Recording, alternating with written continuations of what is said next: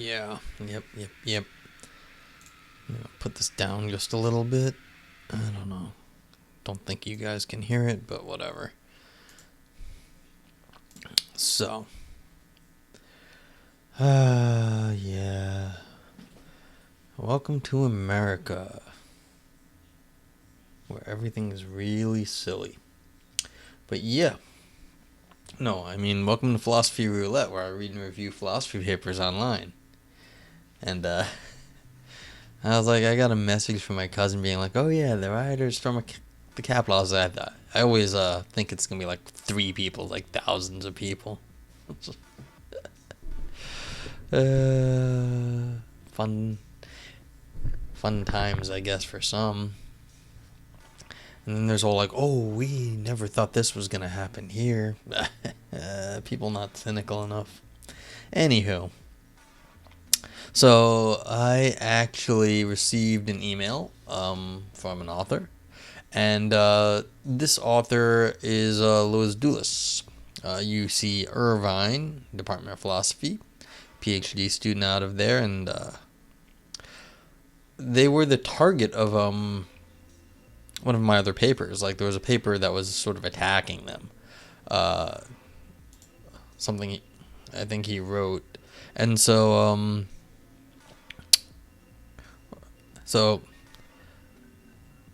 or is he just attacking? It doesn't really matter. But he said, hey, look, you read a paper on this topic, and I'm writing a paper against that paper. I did read a paper called Philosophical Proofs Against Common Sense. And so it was a proof trying to show that common sense does not hold. So, against philosophical proof. So we've got this is forthcoming in analysis. And I was like, you know what the best thing to do today is when we've got like people storming the Capitol? I'm going to broadcast philosophy. So here's how we're going to do that.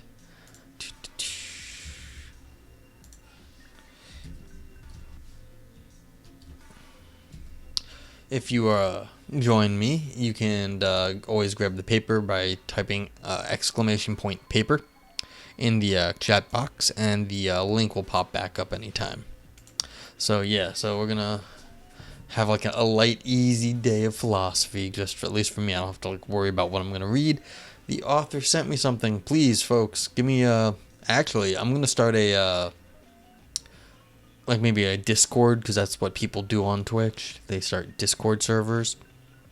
And that way people will be able to get more opportunity to suggest papers and topics for me to read. So yeah. But that'll be future things. But I've got this nice paper right here. Forthcoming analysis, 10 pages. And so it's not a big deal. So, nice, easy day, I guess, for me, maybe. But, let me do a little bit more housekeeping. And, yeah, there we go. So, this is Philosophical Proofs Against Common Sense by Louis Doulas and Evan Welchance. And I apologize for how I say everyone's names.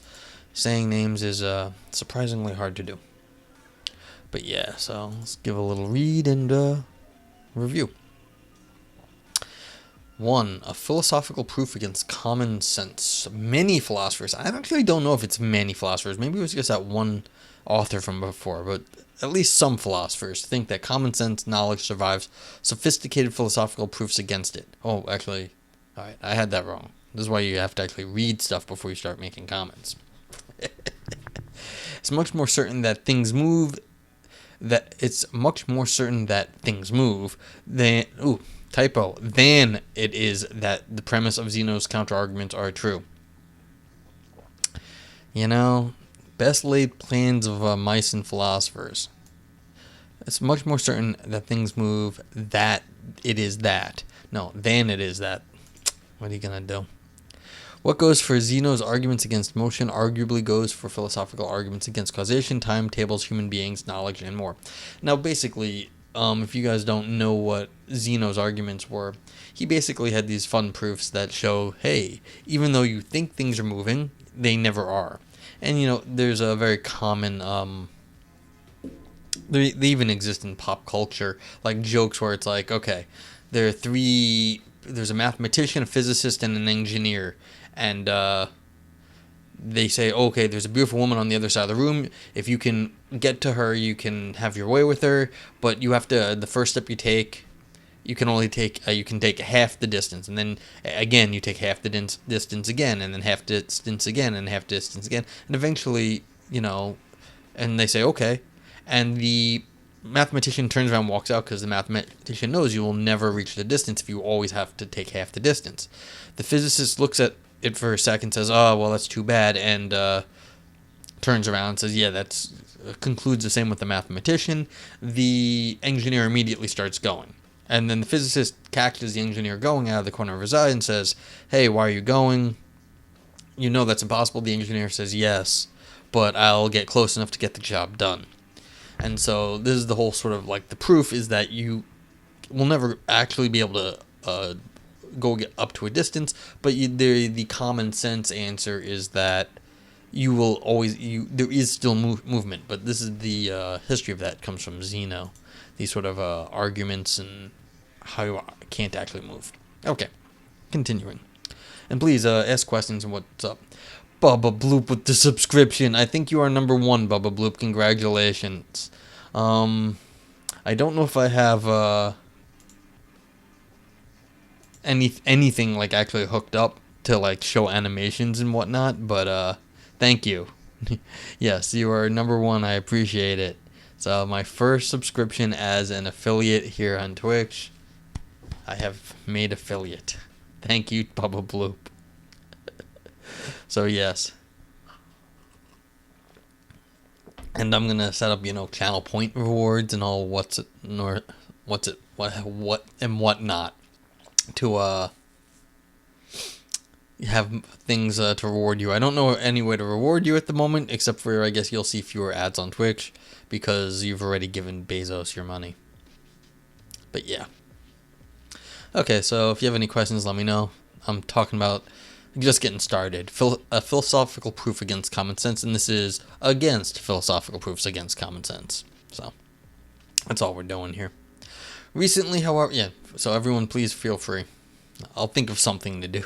I'm having a lot of trouble thinking of stuff to do, like what can I give my audience? But I'll be like, all right, now you have to pay something to request a paper.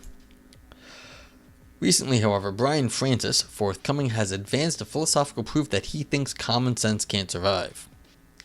His proof exploits various philosophical paradoxes to show how common sense engenders contradiction. Consider, for example, the following set of sentences. Anyone with less than 1 cent is not rich.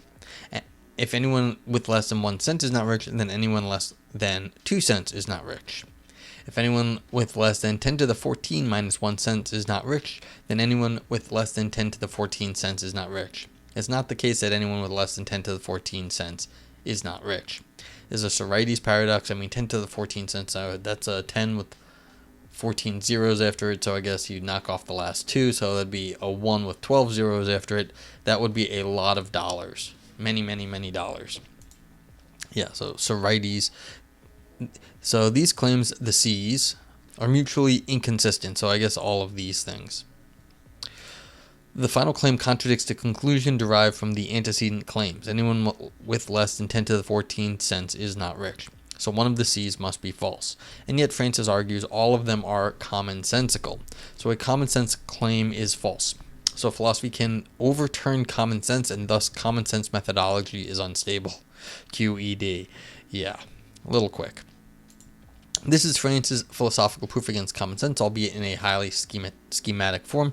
His official proof, however, is highly elaborate and features 6 detailed premises. We refrain from reproducing them here since our contentions are with Francis' first premise. That's what we'll focus on. 1. There exists an interpretation and a group of familiar elementary inference rules of sentential logic, such that 1. Each so interpreted C is commonsensical, and 2. From just the so interpreted C's, there is a derivation of a pair of contradictory claims using just those rules of inference. Okay, so this, if I remember the old paper, Um. So basically, yeah, what it did was it did a sort of a meta level Sorites paradox. So the sort of thing where it's like you have one thing, you have two and three, and you still don't get a heap because Sorites is yeah. I'm gonna. Well, I was requested to do a duck bonnet, the duck rabbit. You have an urge to spam it. I suspect some of the other philosophy people really also want to spam that on people and like get into arguments. It's a duck or is it a rabbit? So yeah, like that's the only thing I can think of is like people are gonna raid and like start arguments over whether it's a duck or a rabbit. But yeah, I look forward to that day. So I have to do that. But I was sitting around watching the news today because the news was very interesting today. But what was I saying? Yeah, and feel free to ask questions. Also about just like streaming and whatnot, because yeah, think about that. So basically, what the previous paper did was it built in the rules of inferences into the basic rules here, like these C rules that like stuff like so. Your basic rules of yeah, you don't want to be in DC at the moment. It's just unpleasant. It built basic rules of inference. So like if I say this and this follows from it, then that follows from it. Like basic like inference rules into these like sort of common sense things, and then in those basic inference rules, it also was able to generate a paradox. So it was just like one of these things, but it also had the meta level of how you were talking about inference within the basic rules. So that's kind of what happened here. So they not only had the like a Sorites paradox, but they had the rules governing the Sorites paradox in their rules. Okay, so yeah, Francis analyzes commonsensicality in the following way. P is commonsensical for a certain large community at a time t, if and only if virtually all members of that community at time t who understand P well are strongly disposed to give P a high credence forthcoming to. Yeah, alright, so basically, if commonsensicality means if you got a group of people they think it's commonsensical if they all when they all understand what you're talking about, they all think it's reasonably they have a high belief in it. For Francis' proof, the relevant community is the contemporary philosophical community, common sense amongst contemporary philosophers. Moreover, one needn't be a complete specialist to understand P well, but neither must one be completely naive. This is an important point we will return to in section 2. For example, Francis says that despite seeming obviously true, the proposition there are twice as many positive integers as there are even positive integers doesn't count as commonsensical for contemporary philosophers because enough of us had some acquaintance with elementary number theory to reject it on that basis. Yes, so if you know like some funky math rules, what might seem common sense might not hold, depending on if enough of those people have that background to know that there's weird things going on. As it turns out, Francis thinks that the only competent way out of rejecting the soundness of his proof is to reject one, but one is about as certain as any philosophical claim ever gets. We disagree. We maintain that condition 1 is false. In particular, there are middle C's such that it isn't the case that virtually all philosophers would assign them a high credence. Francis' argument is therefore unsound. This is what we'll argue in the next section, section 2. We then go on to dispute an alternative implication of the proof and close by issuing Francis a dilemma. And that's in section 3. Okay, so this is the one. They're going to just say that this is false. That there exists an interpretation and a group of familiar elementary inference rules of sentential logic, such that there's a common sense stuff and they create a contradiction. Okie dokie, so that's what we're going to do in this paper. Anything else to say about this? If anyone has questions, let me know, but this is just basically the setup. I kind of like this setup. It's not too preachy about like this is what we're going to do. It sort of lays a little bit of groundwork, so I kind of like how they laid it out. It's like I'm a little insulted by the introductions that are basically just like an index of like this is what we're going to do in the first paragraph. There's first section. There's one second section.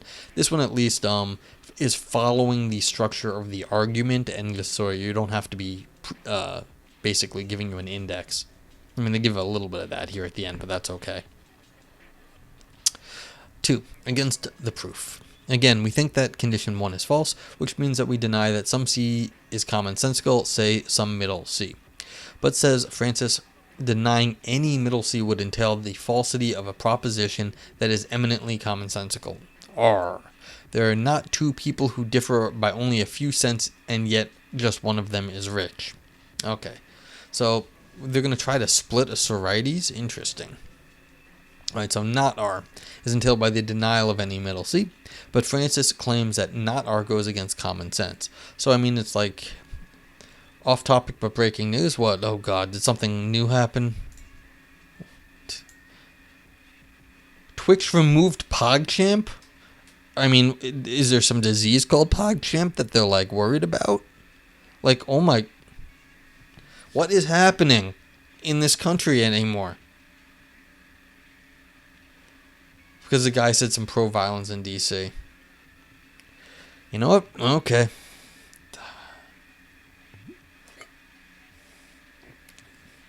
This is why we can't have nice things. That's like, how do we pog now? I don't know. Like, they should put it back in a few days. I mean, they don't have to do it permanently. Just everyone can be a... God, yeah. Papega. Everything Papega. We'll have, like, Papega Pog or whatever. Oh. Yeah. It's like Papega. Yeah, Pepe. Oh, Pepe the Frog. What are we going to do with you? And everyone else. You know, if they... Just removing Pog and PogChamp for a few days or whatever could be enough of a message. The guy, because everyone's going to be annoyed about that anyway. And, I mean, I actually don't hate Twitch for being completely arbitrary with their banning stuff.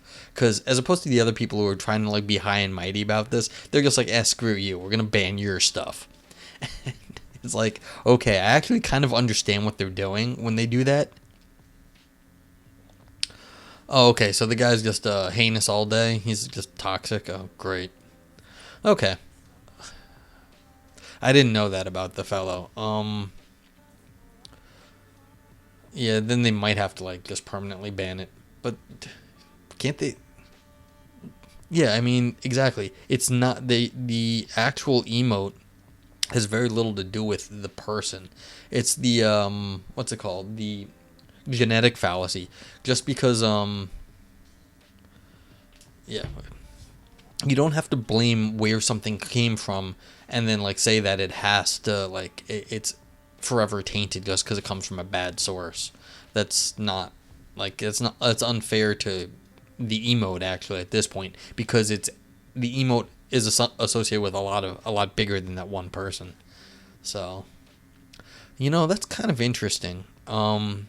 How do we treat the ethics of memes? I should like write a paper on this with other streamers and philosophers.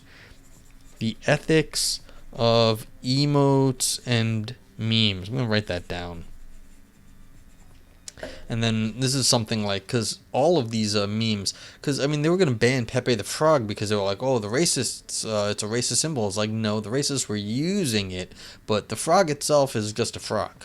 It's like, it's not a racist frog, it's just a frog. So, yeah.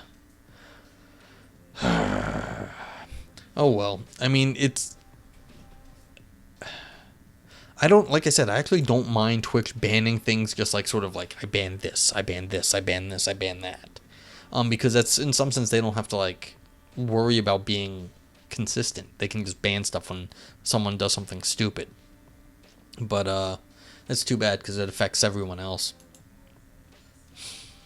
Yeah. Yeah. Okay. Let's get back to this one. But this is why I kind of actually was happy to talk about some philosophy today, because I knew there was just going to be like other issues that are like important to talk about. And so I was like, I'm gonna come on, stream some philosophy, and if any of this stuff comes up, that's cool. Like, feel free to like bring up some of the things of the day today, because it's just been one of those days here that we're getting a lot of in the U.S. in the last, well, presidency. Okay. You saw an Arizona flag at the Capitol? Well, I mean, I should hope so. I mean, I take it you meant actually in the protest. I was like, there should be Arizona flags in the U.S. Capitol, but yeah. Yeah, AZ represent. Yeah. I mean, at first I was like, well, of course they have some Arizona representation in D.C. Your neighbors? Yeah. I mean, there's a guy, I mean, I'm in New York, and there's a guy just like in the next like a few miles away, and he has one of those pickup trucks with the big old Trump flags off the back. He probably went down to DC today. It's like, yeah. To be fair, there's a lot of problems in this country, and well, it makes a perfect sense, because the whole issue is that it's overly nationalistic posturing, and so this is like false patriotism, and that's kind of what people want to do. Well, it makes sense to wave the Trump flags, but the whole movement is sort of like this fake patriotism, not fake, it's kind of fascist sort of thing. And so that's kind of like the person is representing their area to show support in the wider political movement. So I kind of understand why people do that. It's like, we're everywhere, we're trying to show like their ubiquity, as it were. Um, yeah. I don't actually expect anyone to have thought that through. Yeah, you saw an interview with one of them. He said, "We are good people and we won't commit any crimes. Breaking in is already a crime." Yeah, see, they don't commit crimes that they don't like. They only commit crimes that they think are okay and don't really count, which is just you don't get to cherry pick what crimes you get arrested for. Unfortunately, I mean, it'd be nice, but like, if that were the case, it'd be a very different world. It's yeah. So yeah, the breaking breaking the door doesn't count, but like, okay. Are they going to be anti-police as well? Yeah, I mean, they turn on the police as soon as the police actually start enforcing the laws. I saw some stuff about that recently too. It's like, as soon as the police start actually trying to enforce laws, then they don't. Yeah, but the Trumpers fight everybody. The BLM people will just like popcorn, like in the background, be like, "Yeah, that's right, go for it," and because yeah, the. Although I saw some real nasty footage, it looked like at a certain point near the Capitol, the cops just decided to like turn around and let the protesters in, and it was like, okay, the cops just sort of were kind of on the protest. They just walked off the job, actually, and I was like, damn, that's bad. Okay. Yeah, the question is, will the cops just turn around and become the Trumpers at this point? Yeah, that's the issue. But as I was saying before, we've got big problems in this country, and they were around before Trump, and they're going to be around after Trump. And that's a lot of people are really hurting in the country. And so Trump is an outlet for this, but he's not the cause of this. Yeah, that's exactly it. When the cops are in somewhat agreement, they don't actually see anything wrong with the basically the rioters. Um, But yeah, so like, we've got big problems, and this is a symptom of the big problems. And Trump capitalized on our big problems to gain lots of support, and now people are shocked that things weren't exactly what they thought it were, as people started rioting. Yes. Yeah, I mean, that's really it. People had some false sense of what was going on in the country, And you're shocked at how well they organize? I'm not. I mean, these aren't stupid people. I mean, some are, but not all of them. And there's a lot of them, so they organized reasonably well. And there's a lot of crappy people in this country too. So, well, yeah. What I was saying is, yes, I think a lot of people were surprised at how shocked and how effective this was. Oh, I heard about it. I think they no, around here maybe, like, they were saying they were gonna go. No, around here in the East Coast. I mean, you're out in Arizona or whatever, but like around here, you'd hear people say they were going down there or whatever. And I was like, okay, it's like fine, you're gonna go, like, because I mean it sounded like a reasonable protest, but then you think about it, it's like it wasn't gonna turn reasonable. Well, I mean, it's harder for you guys to fly out. This may just be all the East Coast Trump supporters came on this one. I mean, there's plenty of them out here too. So, yeah. I mean, I don't know how many actually flew out from the West Coast. So, yeah. Anyway, okay. I'm gonna continue reading for a bit. But you can continue to ask stuff. It's just sort of like the day to talk about it. Yeah, well, at least one guy. Yeah, I mean, that's the thing. There's one dude that may have been like, there may have been like 10 people from Arizona, and then one of them brought a flag. You happen to see that. Well, it would make the news out in Arizona if they caught the Arizona flag. That'd be fun. Put it on the news. Okay. So if we're going to deny R, there are not two people who differ by only a few cents, and yet one of them is rich. So if you have $100 million, you're not rich. But if you have $100 million and 1 cent, then you are rich. And so that's the difference here. So at some point where you have a lot of money but 1 cent less, then you're not rich. And then you get that one more cent, and then you are become rich with that one more penny. So if asked to judge one way or another, virtually all contemporary philosophers will be strongly disposed to assign R a high credence. So virtually all contemporary philosophers will be strongly disposed to assign high credence to the middle C's rather than their negations. Thus, the middle C's are all commonsensical, again, amongst contemporary philosophers. I mean, I kind of hate these things with the money, because money is so arbitrary, but yeah. The fact that they're talking about most contemporary philosophers, it's like, yeah, most of them would say this. But consider now the prevalence of vagueness in natural language. Virtually all contemporary philosophers are familiar with the concept of border linearity. Really? Maybe. I've actually never seen the word border linearity before. There are certain amounts of pennies such that if a person possessed that number of pennies, they wouldn't be definitely rich nor definitely not rich. Okay, so they're just going to make the border between rich and not rich kind of vague. So there's fuzzy lines between what counts as not rich and rich, and so there is no like 1 penny thing. Alright, so let I cents, where I is somewhere between 1 cent and 10 to the 14 cents, be a constant which denotes such an amount. So there's some sort of in-between number I. Thus, the following statement is vague. Anyone with less than I cents is not rich. 1 involves a borderline case of richness, so it's not the case that virtually all contemporary philosophers who understand 1 will be strongly disposed to give 1 a high credence. They won't be sure whether anyone with less than I cents is rich or not. If anything, they'll most likely be disposed to give I a middling credence.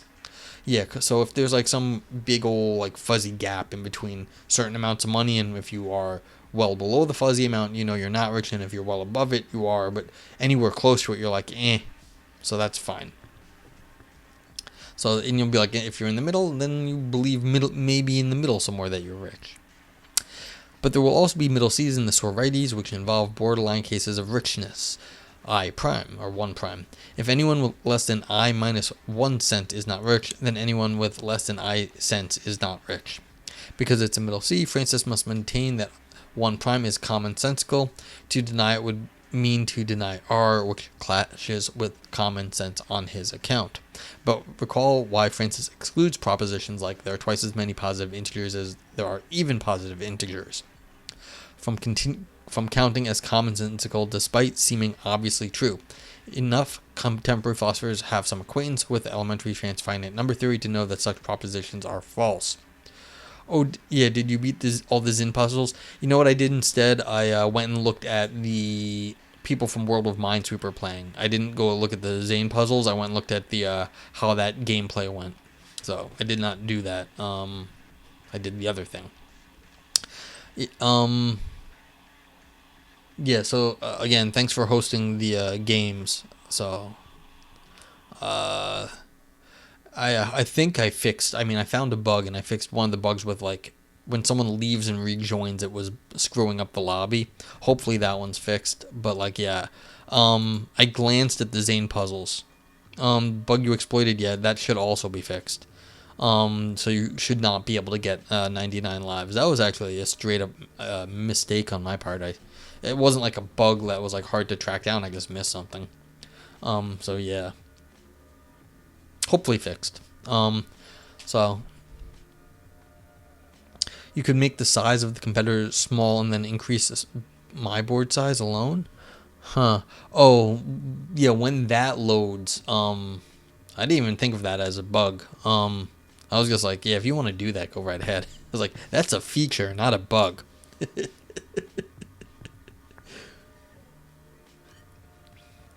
Yeah, I was like, I was just like, whatever he wants to click around, I don't care. Yeah, so, yeah, okay. Yeah, I was just looking at the gameplay. I mean, I'm so happy when like the people seem to like it. That like makes me happy that they're happy. So. Oh, I didn't increase size too much, so I thought I found it. Yeah, I mean, I didn't. It was just like, remember, you're a streamer. You're like zooming things in and stuff and doing stuff. Most people aren't going to worry about this. Like, it's kind of an exploit where you can make the competitor small and then increase your board size, but like, they're not seeing that. That's only on your side. So, I was like, yeah, I don't care. Go right ahead.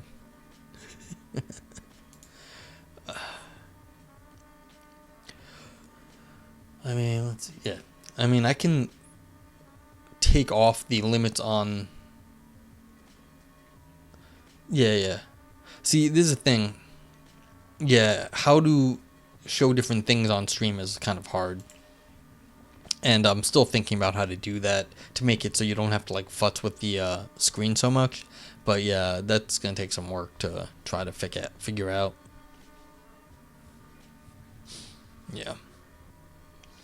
What I want to do is just have like some easy like quick links to just like set up the screens like you're looking at the layout here, so that way you can have like like a one button click and it'll go to like a certain layout, and that way you can have like a layout like this where you'll know where everything's supposed to be. So okay, but continuing, because get back to the game design later. So thus in France's terms, such propositions are commonsensical for virtually everyone within the contemporary philosophical community who understand them will be strongly disposed to assign them a low credence, namely 0. Yeah. So, hopefully, yeah, more features are coming, Bloop, when I get time and motivation. So, this is a question. If like you've got some vague number, you say one less than the vague number is not rich, then anyone with less than one less than the that vague number is not rich. The question is, what's one less than a vague number? I don't know. Like, if you've got like some amorphous concept of like in between rich, one less than it usually doesn't change the not rich or rich vagueness. Okay. We, as in the authors, contend that R is like the proposition about integers above. Enough contemporary philosophers have the requisite amount of acquaintance with different theories of vagueness to know that, according to those theories, R is false despite seeming obviously true. Indeed, many of those theories seek to explain why R seems true despite its falsity. Thus, R isn't a proposition such that virtually everyone within the contemporary philosophical community who understands it will be strongly disposed to assign it high credence. Hence, R is commonsensical in France's sense. France's reasons in the following way: not one prime implies not R, but not R goes against common sense, so one prime is commonsensical. However, if R isn't commonsensical in Francis' sense, then as we've argued, then not R does not go against common sense. This undermines his motivations for maintaining that 1 prime is commonsensical. Okay, so what's happening here? Let's go. Okay, where was I? Before I lose my spot. Okay, so we're on page 5, halfway through this paper. But I just want to point out what they're doing here is they're saying, look,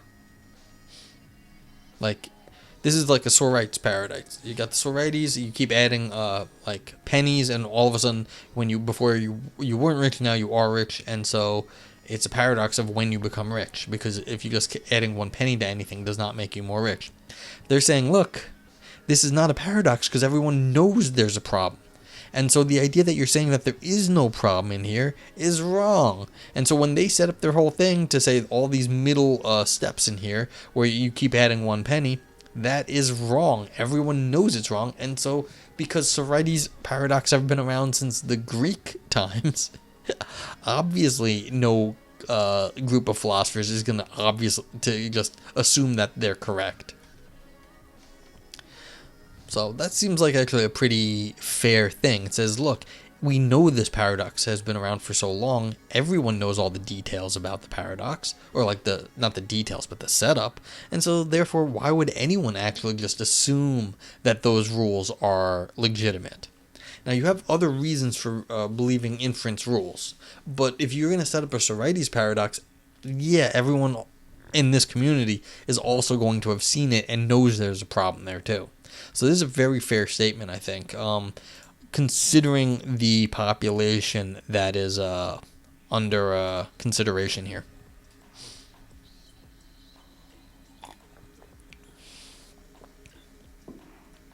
The meta has evolved so far that the older C's are getting BTFO'd. Yeah.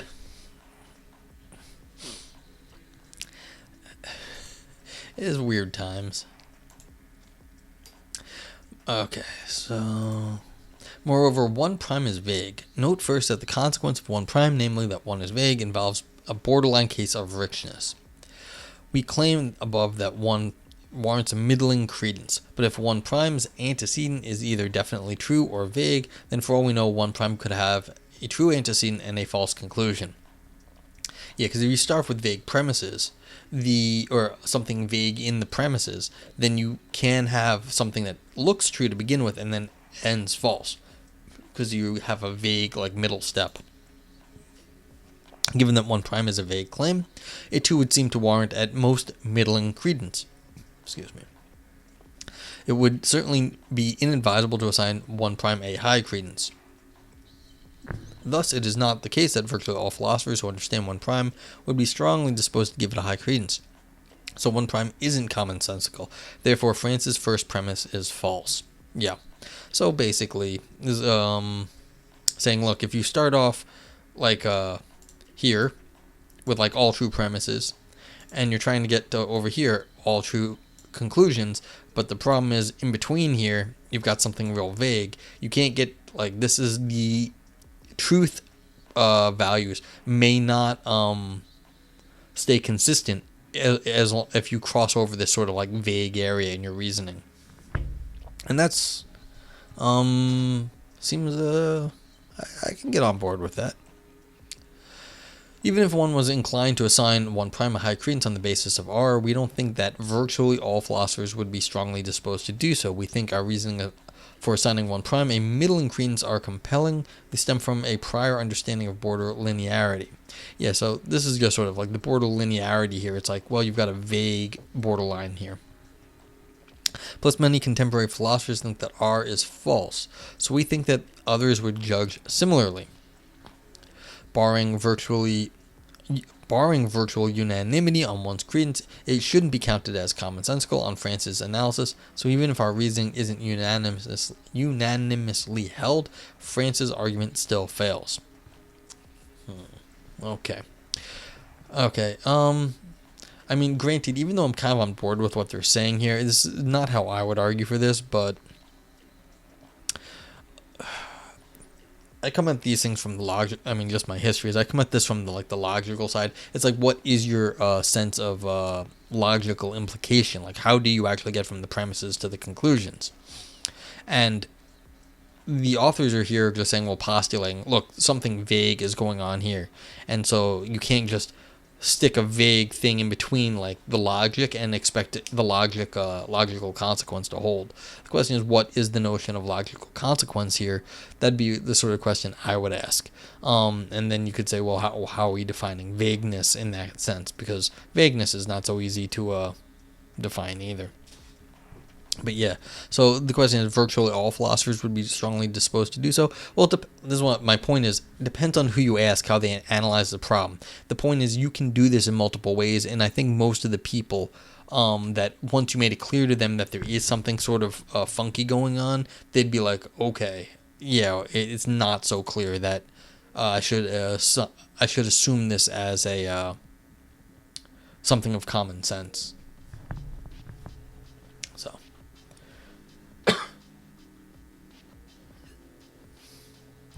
Oh, I can't see. Oh, no. I don't think I... You know what's funny? The jerk faces they're trying to get me to give away a sub, because that's what Twitch does. And so now I have not actually got... It messed up my layout, which is kind of funny. My layout has been messed up by Twitch. Well, there's a little advertisement at the top of my chat box.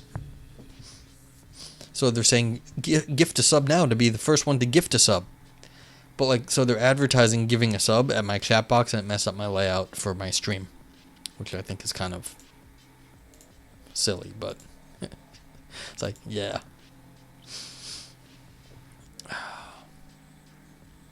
So anywho.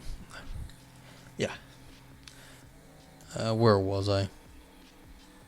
Yeah, so not all the philosophers are going to agree on things. But I mean, philosophers are of the nature that you put 5 of them in a room, ask them a question, you're going to end up with 17 opinions.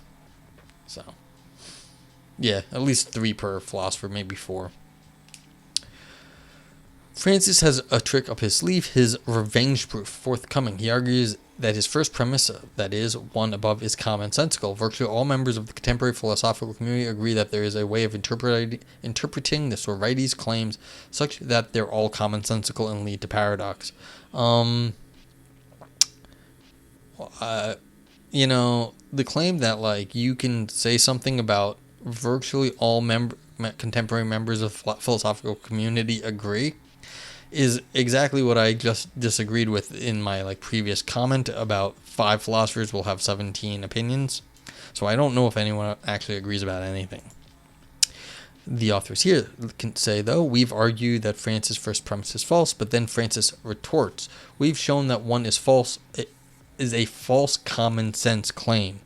Even further, there's a good philosophical argument to the effect that some commonsensical claim isn't true, that is, the conclusion of his first argument. So he claims his conclusion still stands. Wait, so he's just saying, well, there's still good arguments for it, even if it's not common sense? So, or, I guess, that's some. This is a lot of work is being done by the some here. That there's some commonsensical claim isn't true. And so he doesn't have to get one that's based on all the members. He just needs some commonsensical claim, and then you can make an argument on that. Okay, well, that seems at least somewhat. I mean, it's probably true, but that seems more, it's a lot weaker. Because who cares maybe if there is some commonsensical claim that's wrong, because, well, hey, all of our common sense isn't going to be true anyway. There's going to be something that's wrong there. It's a big difference between, hey, we got something wrong versus I can show you what everyone gets wrong. Okay. For this argument to run, Francis has to maintain that one is, and feel free to ask questions. You can distract me today. That's cool. Talk about other stuff. We'll get through this paper reasonably quickly regardless. For this argument to run, Francis has to maintain that one is commonsensical relative to the contemporary philosophical community. He claims that to deny this is to deny a stubborn, empirical, non-normative fact that the vast majority of philosophers familiar with the Sorites think that the seas can have their obvious logical characteristics and still be commonsensical. But this reply doesn't work. Francis claims that virtually all philosophers who understand 1 would be strongly disposed to give it a high credence, but 1 implies the controversial claim that 1 prime is commonsensical.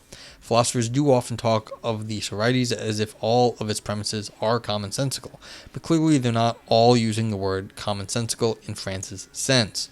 As discussed above, there are strong considerations to which many philosophers would agree in favor of attributing a middling credence to I prime, or 1 prime.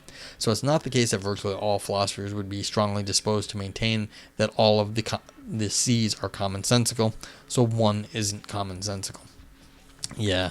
So, I mean, the fact that you can sort of insert a something vague into the Sorites and be like, hey, look, if there's a vague spot in somewhere along the chain in the Sorites, then you're not going to get the commonsensicality out of it. And so that's fair. But I mean, I kind of like the reformulation where it says, hey, look, we all know the Sorites is wrong, so why would you assume it's commonsensical to begin with? And that actually, I think, would have a lot of pull, because that's the whole point. The Sorites paradox. Sorites paradox. Everyone knows it's a paradox. It's a classical paradox. Although I found out recently, I don't think anyone in the Middle Ages actually talked about the Sorites for some reason. They talked about other paradoxes, but like the Sorites dropped off the face of the earth for a while, which is kind of interesting. Like, I'm not sure why, and the people who were trying to figure it out, they're like, we have no idea what happened. But yeah, so I kind of like the idea, though, that because this is a classical paradox, everyone knows there's something wrong, and so the idea that everyone would think it commonsensical is clearly sort of begging the questions from the beginning. The reason it's paradox because it seems commonsensical, but no one actually thinks that anymore because it is a paradox. It's a long-standing one. Okay, continuing. Kinds of common sense. If Francis' argument had worked, what would it have shown? His conclusion, recall, is that some common sense propositions are false. But which common sense... so this is what I was saying earlier. Which common sense propositions? Francis carves up common sense into different categories. There are common sense propositions such as some people are rich, here is a hand, which make up the everyday life claims. Why can't you just call these Morean truths? Because they're attributed to G.E. Moore, who famously proved that the external world exists. Here's a hand. Hands are external things, therefore the external world exists. And he had a list of truths, and they became called Morean beliefs or Morean truths. So you can call these everyday life claims, but in the lingo, it goes back to G.E. Moore. And then there are common sense propositions such as the Sorites and mereological ones like if a tree is composed of atoms, then there is a group of atoms that composes it, which makes up philosophical claims. That's fair enough. Does Francis' proof target ELCs or PCs, so everyday life claims or philosophical ones? As Francis sees it, he needn't settle the matter. For if his proof entails that there are false PCs, then most of us are bad at philosophy, since a great many of us endorse those false claims in our work. And if his proof entails that there are false everyday life claims, then Morean methodology is unstable and must therefore be abandoned. Okay, so this is my writing criticism right here. You have not mentioned Moore before. So even though everyone knows, or actually, it's a common sense thing for all the philosophers to know that this is Morean methodology. This is the first time you're mentioning Moore in the paper, and it's sort of like in the conclusion. So you might as well call this Morean everyday life claims up here. Melks, not Elks. And so then you could say, well, then Morean methodology is unstable. So yeah. I mean, yeah, I didn't see anything about Moore in any of this. Unless, I apologize, and the Francis used these claims. I don't remember if Francis did use, like, ELCs and PCs. Might have. And then it's not the authors here at fault. They're just referencing what the lingo was. Okay, continuing. So Francis presents us with a challenge. In this section, we'll show how that challenge falls short. First, we'll argue that Francis' proof only entails that there are false PCs, and that this renders his proof dialectically ineffective against the Morean. We'll then show why this doesn't imply that philosophers are bad at philosophy. This leaves Francis with a challenge of his own. We think that Francis' proof only targets PCs. So these are philosophical claims. not the everyday life claims. Here's our argument. Consider a set of commonsensical claims which lead to paradox. If France's argument is sound, then at least one of the C's, the middle sort of claims, is false. The C's will either consist of PCs or alone or PCs with everyday life claims. So philosophical claims with everyday life claims. If the former, then a philosophical claim is false. If the latter, then a philosophical claim is also false, I guess. So it's always just a philosophical claim at some point. Therefore, if France's argument is sound, then a PC and not an everyday life claim is false. I guess what matters here, actually, let me just put like a little scopy thing here and got brackets. Like, where exactly are you, what are we talking about here? Yeah.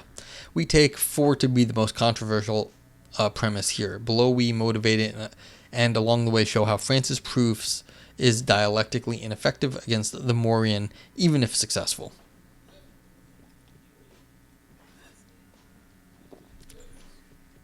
Yeah.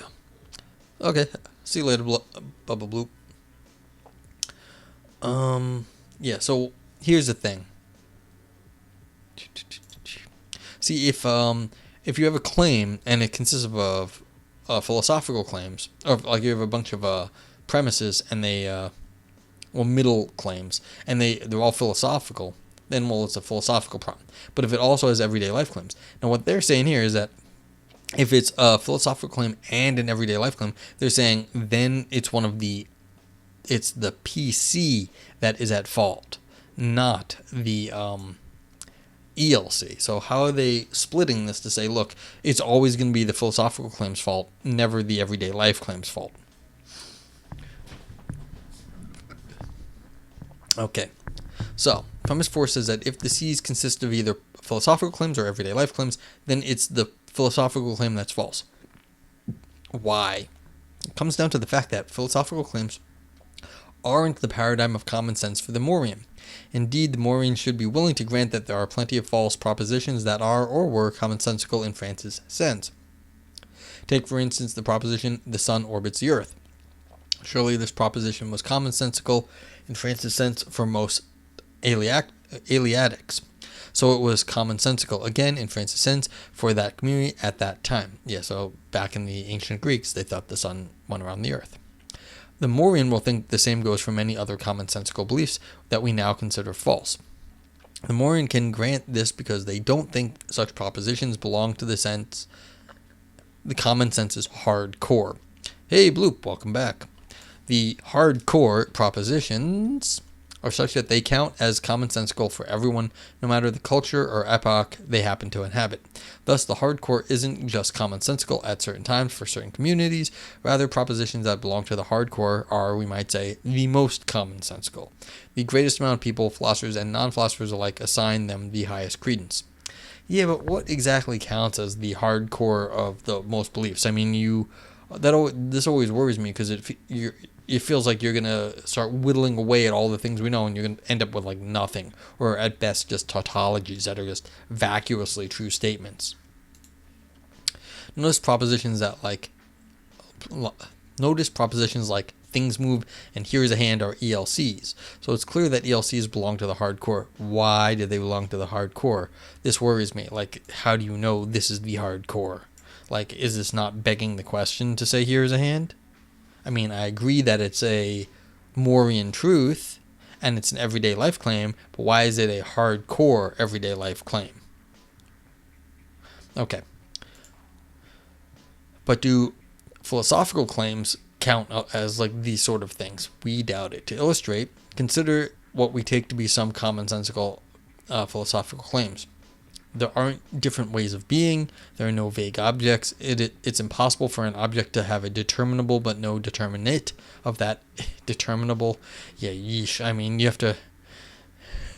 I mean, I know what this sentence means, but I doubt any non-philosopher knows what that sentence means. You might be able to guess what a vague objects are, and maybe like hypothesize what different ways of being are, but like the determinable, determinate distinction is getting into the philosophical weeds. And no two things of the same sort can coincide. Yeah, it's like if you have two pencils, like if you have two pens, they can't be in the same like space. The whole point of there being two of them is that there's two. They can't be in the same spot. But like, so these three like kind of make sense, but this one right here, like that's really a philosophical one.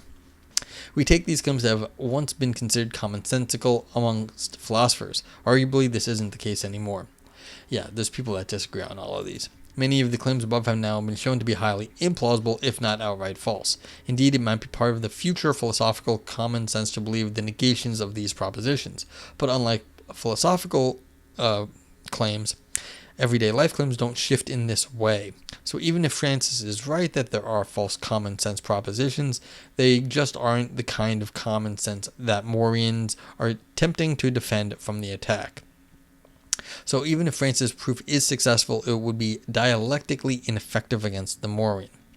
Now, even if Francis' proof leaves the Morean approach untouched, it has serious consequences for philosophical theorizing across the board. If philosophical claims alone are to blame, then most of us are bad at philosophy. At least so claims Francis. Okay, that makes sense, because if like we all still agree on like the everyday stuff, and then Francis has proved that like there are still like bad paradoxes and contradictions, and that's all within the philosophy stuff, then it means philosophy is riddled with problems. I happen to agree with that.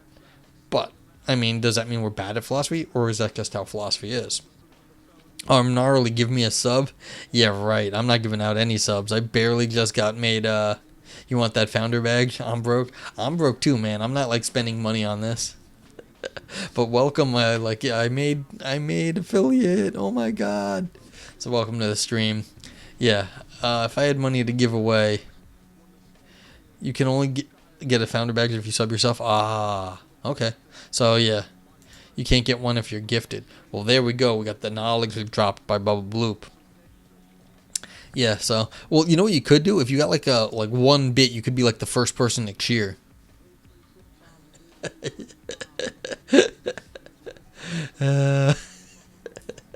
Yeah, there you go. Oh my god, my first cheer.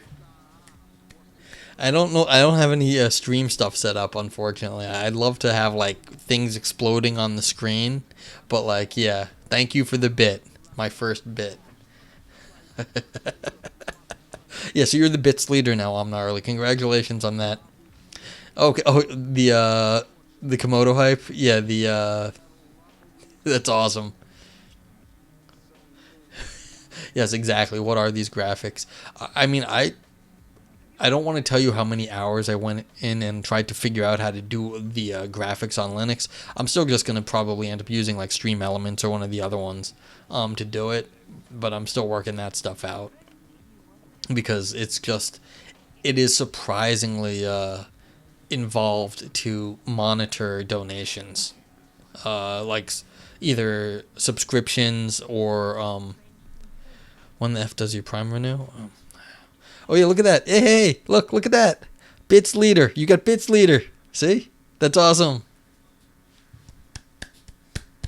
So yeah, there you go, Gnarly. Congratulations, you are now Bits leader. So yeah, I'm trying to actually do it in under Linux, but you have to be really like sneaky about this. It's not as easy as you'd like it to be. I set up a chat bot. That turned out to be really not that hard to do, but like monitoring subs, follows, and bits and donations, not easy. So, we'll see. Yeah, so reading this paper on why philosophers are not terrible at their jobs. Because this other paper had proof that philosophers are terrible. And these people are saying, no, philosophy is not terrible. Or philosophers are not terrible at their jobs, basically. But feel free to ask me about stuff today. I mean, it's been a very, I don't know where you are, I'm not really, but it's been a rough day here in the United States of America, or this United States of America. So, just like having a good time and reading some philosophy. So, feel free to ask away. Or just ask about the stream, too, because I did just get affiliate. Okay, so we think this conclusion is too hasty. Philosophy is, after all, a highly speculative endeavor. I know some dude is going to get his Twitter taken away from him, and he is going to be angry. Yes, he will. He's going to throw a temper tantrum. They're going to throw away all of his toys. Yeah, I mean, alright, a little story time. I knew somebody. Yeah, I really can't. I can't dox the person, but like there was somebody who had a lot of power. I knew, and it was had to do with politics, and then they lost the power, and they had to like they felt terrible because one day everyone is like at your beck and call, and then the next day no one cares what you have to say anymore, and you're just like by yourself, and it was psychologically very, I think, very hard on the person. I am wondering what it's going to be like because Trump feeds on the the attention, and so the fact that the even if he still gets lots of attention, the incredible drop off that's going to happen, and this is all part of it. Like right here, like he's going to lose his Twitter, he's going to lose a lot of stuff, and as soon as Biden is president, it's going to like come crashing down. That he has to just deal with his own thoughts now, and I don't think he's going to be able to handle it. So this is going to be a very dangerous time. So yeah. But yeah, I wonder what's going to happen to him in the next like month. Alright, so surely most philosophers would be unsurprised to learn that many of the philosophical claims they've endorsed in their work are false or inconsistent, even ones considered commonsensical amongst philosophers. I'm not so surprised about that. What was that about the National Guard being summoned without permission from the big chief? The city requested National Guard support because they knew it was going to be a big rally. I mean, either if it was going to be a big protest, one where they didn't know about the riots, they didn't assume anything about the riots, but they requested National Guard a day or two ago because they said, look, it's going to be big and we're going to need support. It was denied, and that apparently came from the White House. And so the DOD denied it like a few days ago, and then once everything, like the shit hit the fan basically today, then it got approved from the office of the vice presidency or something. Like they got Pence to actually send in the National Guard. But that, like I don't think that happened till like after like everything was on lockdown. I think see what happened was it was you're right, the vice can't do that. It was the Secretary of Defense or something, or at the DOD. They make the decision, and apparently Trump had told them like the day before, like don't send it in or something. But then like it's technically the head of the DOD or something that does make the call. And so when the shit hit the fan, like everyone was talking, like then the head of the DOD agreed to send it in. So yeah. But like they were saying some like weird stuff, like basically Trump hasn't been heard from in the last few hours. I'm not surprised, but yeah.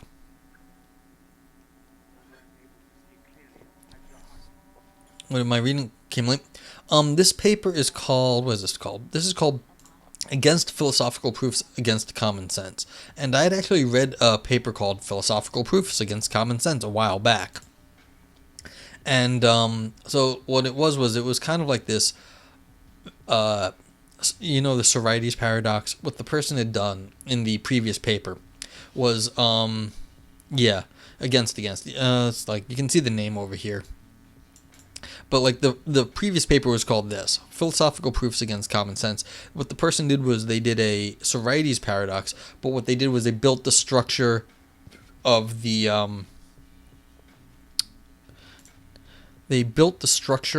reasoning into the Sorites. So like the inference rules were part of like the Sorites paradox. So that means that all of our reasoning was at fault when they were doing the Sorites, because the Sorites was talking about the method of reasoning at the same time. So these people are arguing against that. Yeah, I'd love to go through the Capitol like that. It would be kind of cool. I'm like the fact that they were taking selfies and stuff. is like not surprising, and I don't actually fault them for taking pictures while they were there. I mean, I would have done that too. Um, do they want a civil war? I don't think they have plans. Like the idea that they actually had plans, what are they going to do? Like they had no plans. That's crazy. They didn't have plans.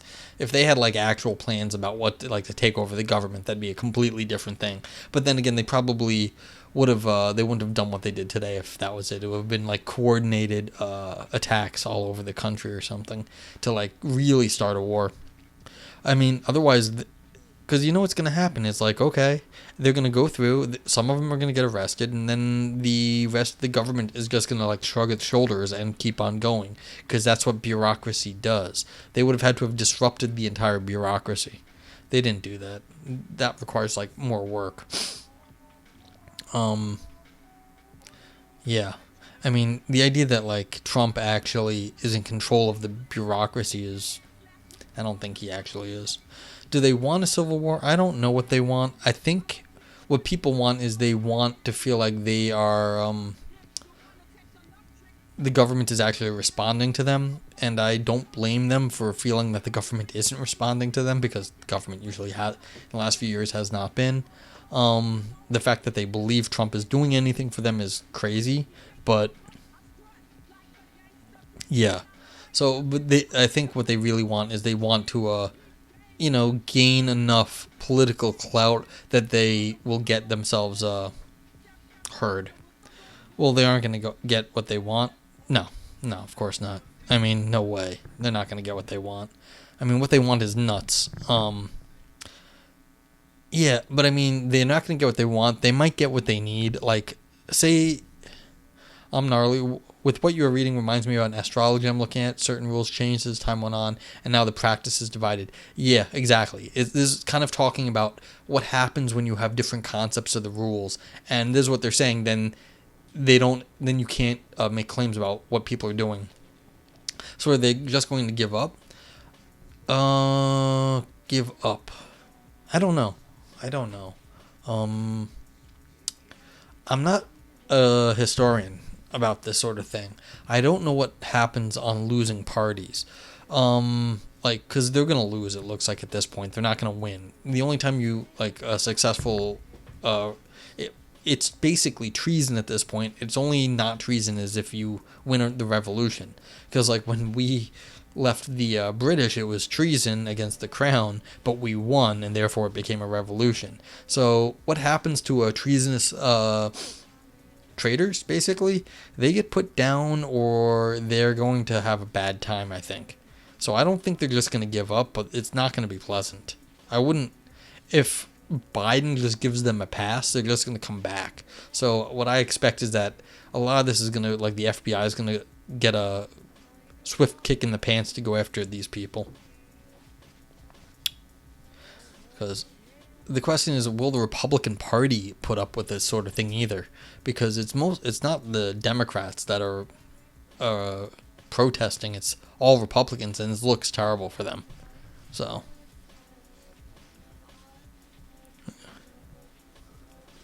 well, what?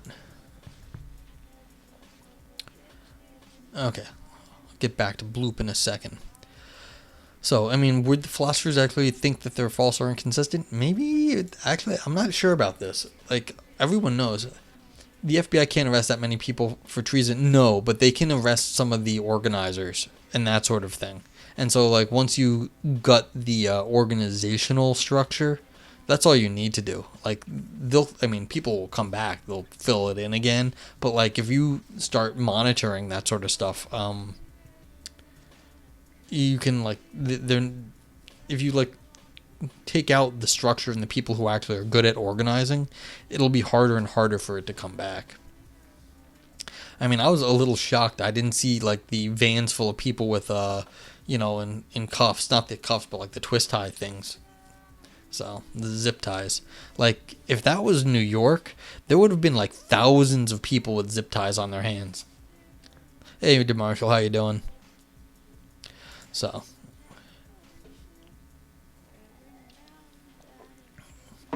yeah. So we're discussing U.S. politics today and reading some philosophy. So yeah, now I just want to make a comment. I think most philosophers, they think they're right, but they understand very clearly that people have different, like, that things change over time, that ideas come and go, and that like things that we thought were like pretty good turned out to be false, inconsistent in ways that people didn't notice. So the idea that like they'd be unsurprised to learn that they've endorsed work are false or inconsistent. So it's like, I'm not sure if it's surprising or unsurprising. Is philosophy about right and wrong? Sometimes. I mean, ethics a lot of times is trying to tell you what's right and wrong. If you're doing logic, then no, because logic doesn't really care what's right or wrong. It's talking about what follows from what, like what's logical consequence. So philosophy's big. Sometimes it's about right and wrong, not always. Like if you're talking about like political philosophy, where do ethics and logic meet? There's lots of places they meet. So, for instance, I mean, of course, there's deontic logic, so which is a logic of what you ought to do. So, if you define a certain structure of like what are the rules, and then you can derive what you ought to do based on certain rules and certain premises. So, you can do ethics that way. Like, you could have rules, and then you could derive consequences about what actually is. Ethics, on the other hand, let's see, how does it use logic? I mean, there's like questions on like free will and things like that. I was talking about on my man Aristotle's stream the other night. Someone was asking like, look, if we can like if we have control of our beliefs, like can't we believe like ridiculous things? And it's like, well, then you get into agency, questions of like what's ethics and what's agency, and then you get to talk about all sorts of things like, can you have ethical inconsistencies? So what's the purpose of those if sometimes philosophy is right and wrong, ethics being right and wrong, logic being not, the purpose, desired outcome would be different? Yeah, I might be already answering. Like, there's philosophy's big is a thing. It's like, so sometimes you're talking about some of those topics, other times not. And there's interesting problems in different areas, and then they overlap sometimes when you get to like an idea like free will. And so like, can you will something inconsistent? And is that, what are the ethics of like those sorts of things?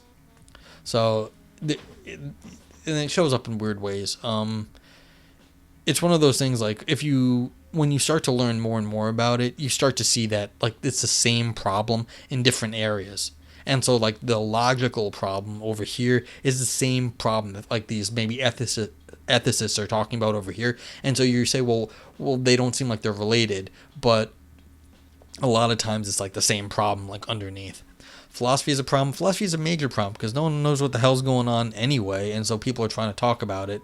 And so philosophy is just, you get lots of problems in philosophy. So I don't know if it is the problem sometimes, but it could be. Have a good dinner, Bubba Bloop. Eat well. So thank you, Bloop. And congrats on being first. Look at that first. Look at that shiny first badge right there. Yeah. If you guys don't follow, you guys should go check out. Oh, I forgot I can do this. I can. I have a shout out function. I wrote that myself. Problem like the scientific term, not problem like troublemaker.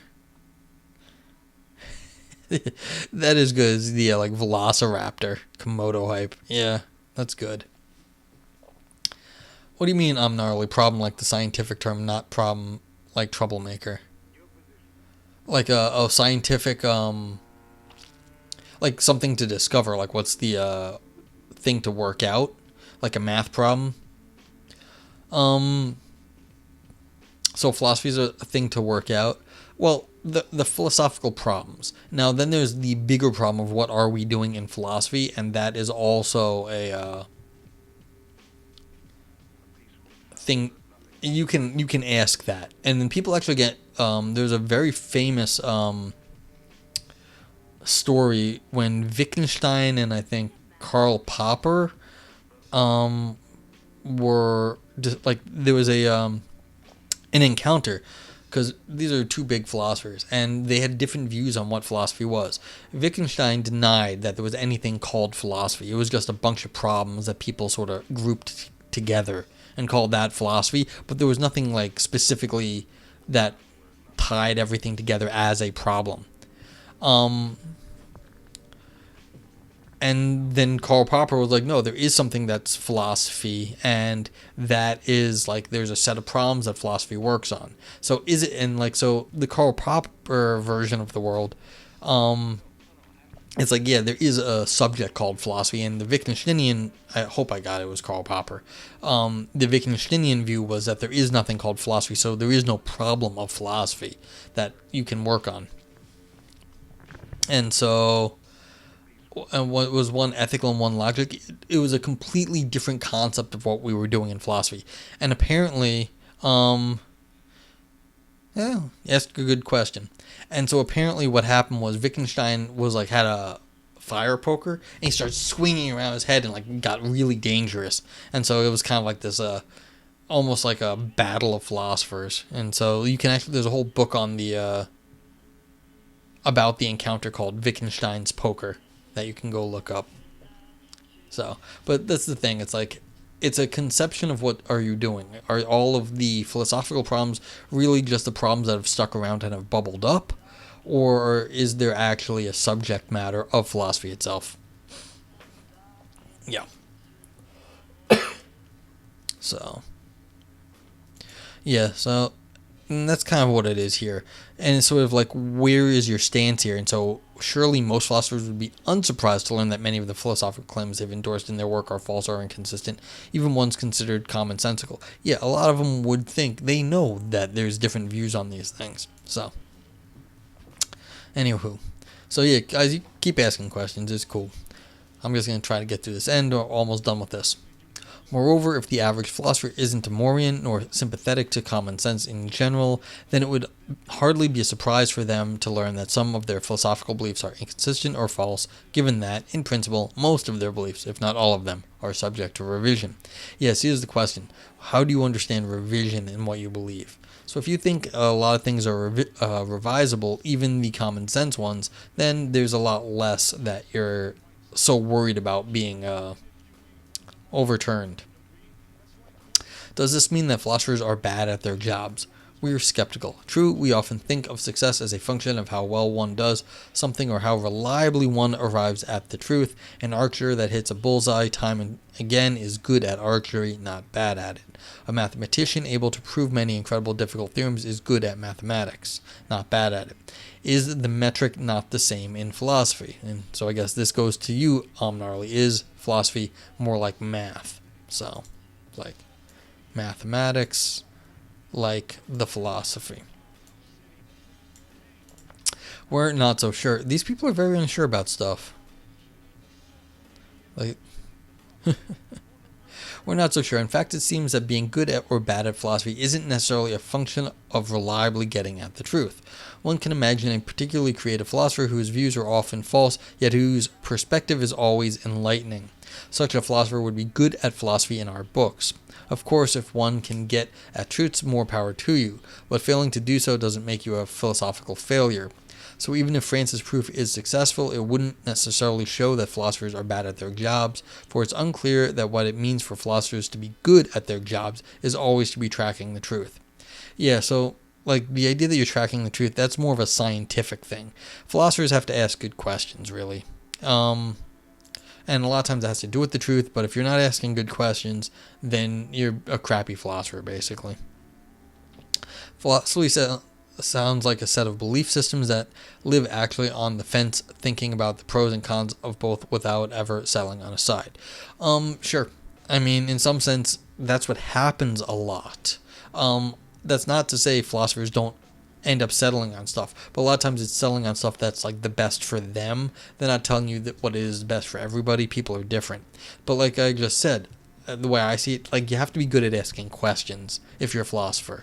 And so it's not a set of belief systems that you actually do. Aristotle, haha, Bubba Bloop beat you to being the first subscriber. You are now the second subscriber. Thank you so much for the subscription.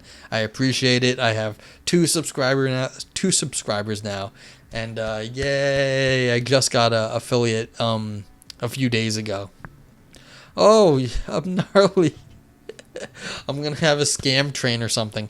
I'm sorry, I don't know if I have any fireworks or whatever set up. I don't think I see any on stream. For all I know, it is. I don't know. I'll have to go back and look at the VOD to see if I actually have any. But yeah, you can now. You're on Super. Oh God! Do not be giving me money. Do not be giving Jeff Bezos any of your money.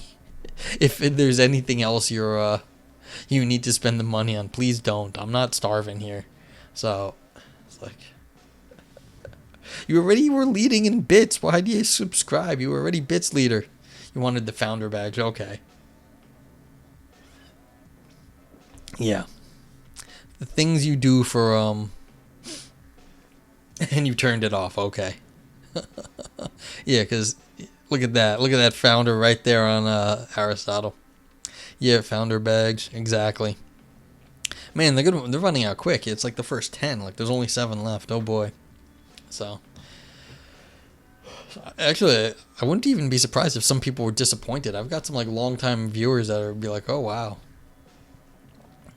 Yeah, so to be good at philosophy is asking good questions and then explaining, and then in some sense being able to communicate the importance of those questions and like the issues that are brought up. So the idea that it's tracking truth, it will often track truth, but it will also track a lot of other interesting things.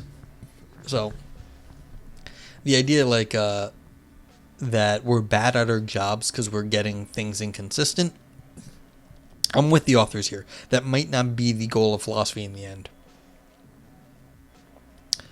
Reminds me of tarot reading. Yeah, you know, what's interesting about that, I saw a philosopher was getting into tarot, and a friend was like, that's nuts. How could, like, one of you philosophers who try to be, like, what's real in the world get into tarot? Well, the way she was explaining was like, well, it's more of a reflective practice, like a meditation. You sort of see where your ideas are going, considering all the cards and how you lay it out and all these things. I was like, yeah, you can do that. It was a kind of form of like meditation or therapy. I was like, that seems like a pretty good thing that you could do if like that works for you. And I mean, she wasn't thinking that like any magic was happening, but it was sort of like a way for her to explore different ideas. And so, I mean, if you want to use tarot cards and that's like a technology that helps you explore some ideas, I think that's a good idea then. So it's like, it's a tool like any other. Now, it's not the normal tool people think it is, but still, it worked for her. So, yeah. So, I mean, you don't have to go crazy with like thinking that like crystals are affecting your thought or like something else. I don't know what. I don't mean to insult people much. I'll insult people a bit. But like, yeah. Like if you have to use tools to help you do it, like smelling salts or whatever, fine, you know? Okay. If all of this is right, then Francis is in a jam. If his proof targets philosophical claims, then even if it's successful, it's dialectically ineffective against the Mauryan. But if his opponent isn't the Mauryan, it could only be the non-Mauryan philosopher who probably doesn't assign common sense much weight in the first place, which would make the result of his proof, even if successful, unsurprising. So his proof misfires in both directions. Let me finish it up, I'll get to your comment. What sort of argument would work against the Mauryan? In light of our present discussion, we speculate that such an argument would have to be one that featured all hardcore propositions as premises, but an argument like that, we submit, has yet to be advanced. Okay, let's see. Gnarly says, have you ever had a reading?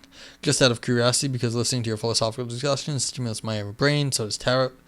Both have a place where you can think in a different way. I have never had a reading. No. No. I think maybe my parents did when like I was a baby or something. But yeah. Okay.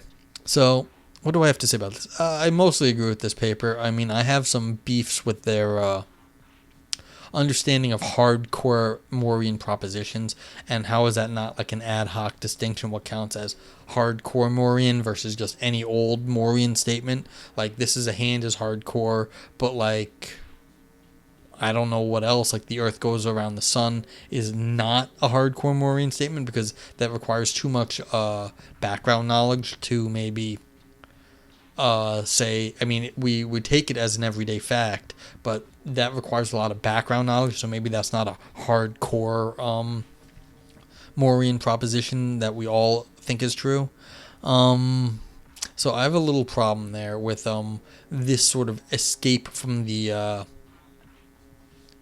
because it seems like they're defining themselves out of the problem. Because if it's only dialectically ineffective against the Mauryan, because the Mauryan is the person who can like retreat to like hardcore things that everyone agrees on, and then it's not successful because it wouldn't work against that sort of, the argument that was advanced from Francis doesn't work against that like subset of propositions. Now that's a question. Are they begging the question? Anything that the argument does work against is therefore out of the hardcore group. I don't know. But yeah, I'd have to. That would be a bit of a worry for me. And then again, if they're not Mauryan, then they don't actually think that anything is so commonsensical. Then that's true. Then who cares if like some things are wrong? They already weren't depending on the fact that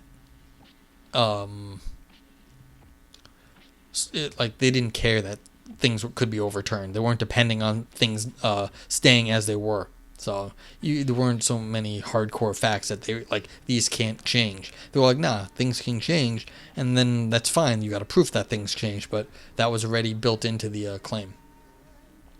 So yeah, this is my sort of issue with understanding how you define hardcore and why it's not just ad hoc to avoid the criticism. But yeah, I mean, I mostly agree with that. I'm just saying they didn't advance how to make the distinction in a non-ad hoc-y way. Do I actually? I was trying to think. I've thought about this stuff before. Do I have an argument that tried to upend hardcore? I have an argument about hardcore Mauryan propositions. But yeah, but it's not this. So I have to rewrite that paper. It's too hard. Yeah. Okay. So if you guys have any other questions about this, let me know. But let's see. Anything else to say? So, it's like, yeah, if you assume a Sorites, then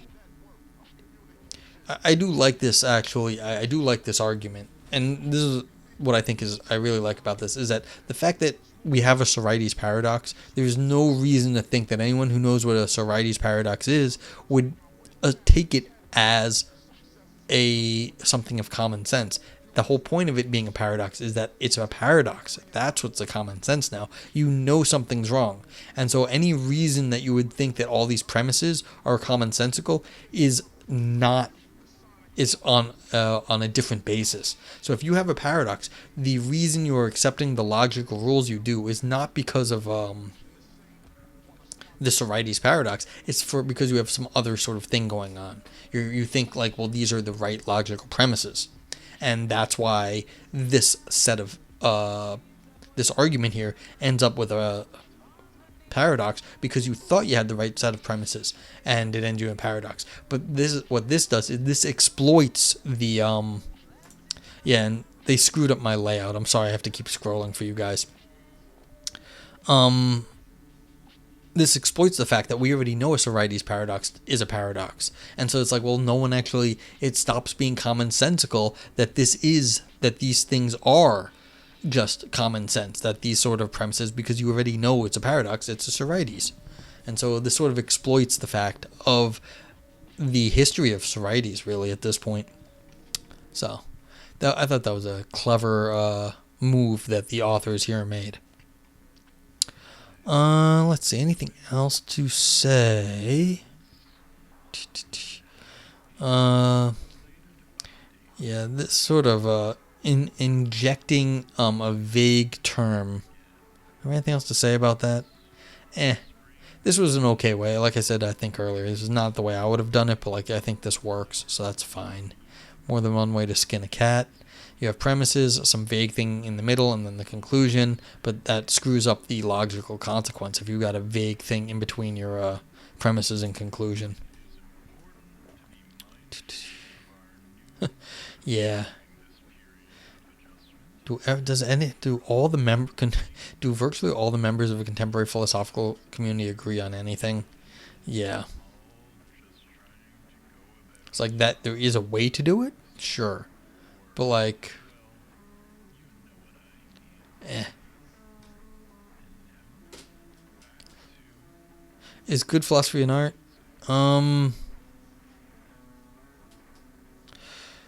Good writing is an art. Good philosophy. It can be ugly as hell.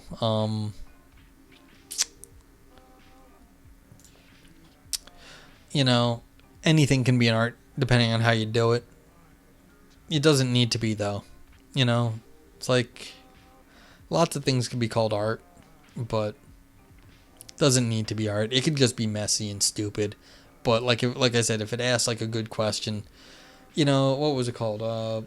Being in Time. It was written by Heidegger in the 20s. It's a very dense book. It's very hard to read. Is it good philosophy? In my opinion, it is good philosophy. It's very interesting philosophy. It's not, I don't know anyone who thinks it's like well written. So it's like, maybe it's an art, maybe it's bad art sometimes. But again, that's like, again, it's like if you try to figure out like what philosophy is big. And so like sometimes philosophy is going to be good art, sometimes it's not. And Aristotle says, and what's kind of interesting about good art is that I think art is emotionally evocative and immersive, and those things are not conducive to reflection. You know, sure, sometimes, but like sometimes philosophy can be good. Like if you're talking about like emotion and you have to mention something, you might have to like draw out some emotion sometimes. So, but it's true. It's kind of rare to do that because you're not trying to work people up. Like when you're feeling hot, it's tough to do the thinking. You have to take a step back. Yeah, you don't want to be angry in doing philosophy.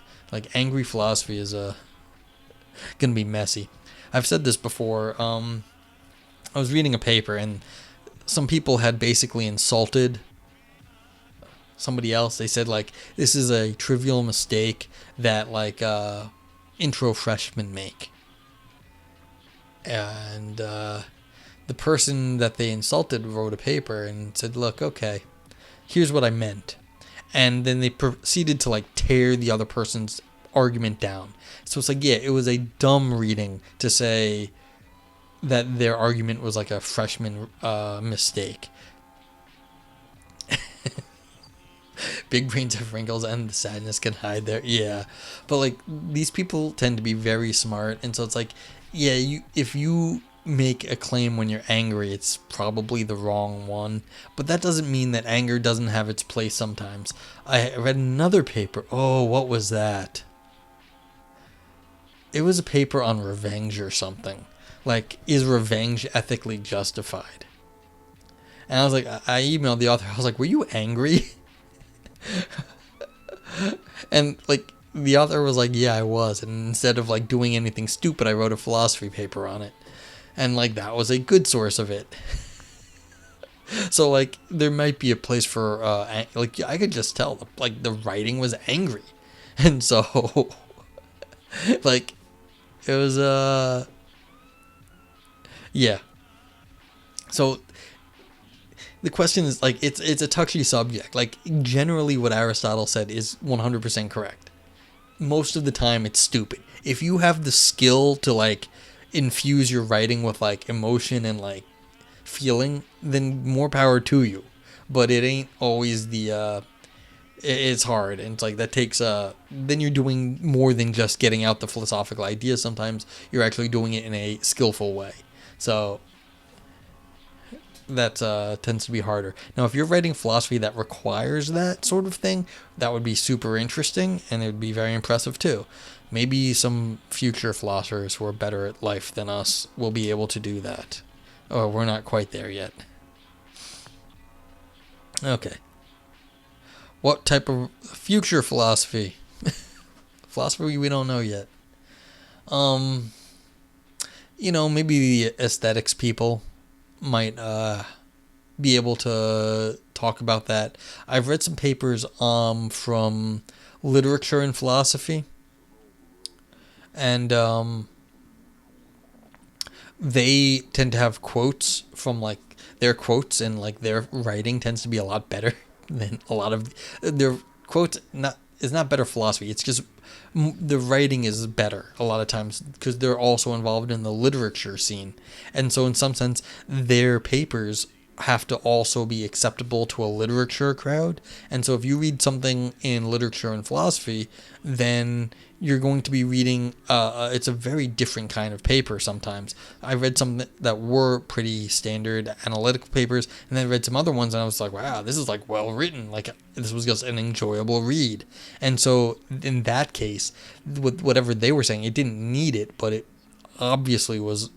I really appreciated it because instead of reading my normal, like, if anyone less than I minus 1 cent is not rich, then anyone with less than I cents is not rich. Like, this is a terrible sentence if you're in terms of, like, literature. No one wants to read this in literature. That's terrible. But, like, that's not the kind of philosophy you're doing. But like, yeah, other kinds of philosophy, you're not saying sentences like this.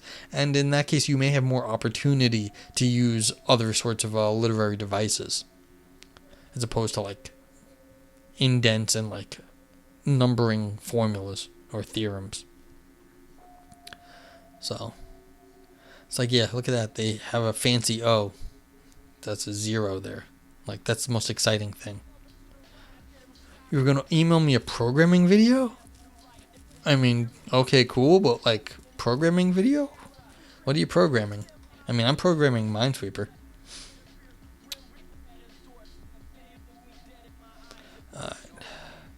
Okay, so you know what?